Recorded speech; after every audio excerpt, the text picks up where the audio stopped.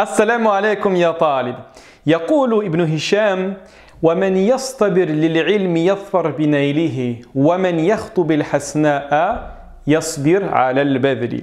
Dans ce très beau vers de poésie, l'auteur parle à l'étudiant en sciences religieuses ou parle à l'étudiant de manière beaucoup plus générale et lui dit que toute obtention de savoir a une conséquence, à savoir la patience.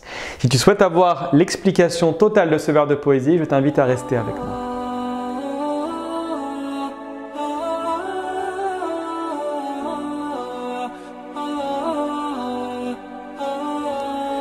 Commençons sans plus tarder avec l'analyse du vocabulaire difficile. Vous avez pas mal de mots relativement complexes au sein de ce vers de poésie. Tout d'abord le verbe istabara yastabiru, ensuite le verbe dhafira yadfaru, le masdar al-naylu, ensuite le terme al-hasna et son pluriel al-hisan, et enfin le terme de badl. Très bien. Alors pour le premier terme, à savoir istabara yastabiru, cela renvoie tout simplement au verbe sabara yasbiru avec un peu plus d'intensité, ce qui renvoie tout simplement au verbe patienter. On pourra dire la astabiru amama hadhihi al-madhalim. Donc la phrase qui est en face de vous, la astabiru amama hadhihi al-madhalim, nous donne en français: je ne peux patienter face à ces injustices. Très bien. Ensuite, nous avons le terme de dhafira yadfaru qui signifie gagner, obtenir quelque chose. On pourra dire dhafirat Zainabu bil martabati al-oula, à savoir que Zainab a obtenu la première place.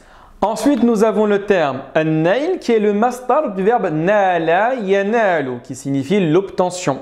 D'accord? Donc on pourra dire ana fi intidhar nail shahada ou ana fi intidhar al-husuli ala shahadati. En français, ça nous donne j'attends l'obtention du diplôme. Très bien. Vous avez par la suite le terme de hasna, le pluriel de l'hisan qui fait référence à la belle femme. On pourra dire tazawwaj al-amiru bimra'atin hasna. Tazawwaj al-amiru bimra'atin hasna qui nous donne en français l'émir a épousé une belle femme. Et enfin, le dernier mot n'est autre que al-badl qui signifie la dépense. On dira par exemple yas'ubu 'ala al-bakhil al-badlu 'ala al-ghayri qui nous donnera en français il est difficile pour l'avare de dépenser pour autrui. Très bien. Avançons dorénavant avec la tentative de traduction. Vous avez le début du vers وَمَنْ يَصْطَبِرْ لِلْعِلْمِ يَظْفَرْ بِنَيْلِهِ et celui qui patiente pour le savoir l'obtient certes. Et وَمَنْ يَخْطُبِ الْحَسْنَاءَ يَصْبِرْ عَلَى الْبَذْلِ qui nous donne en français tout comme le prétendant de la belle, comprenez ici de la belle femme, dépense sans compter. Voilà, nous sommes arrivés à la fin de l'explication de ce vers de poésie en espérant qu'il vous ait plu. Barakallahu fikum, wassalamu alaikum wa rahmatullahi wa barakatuh.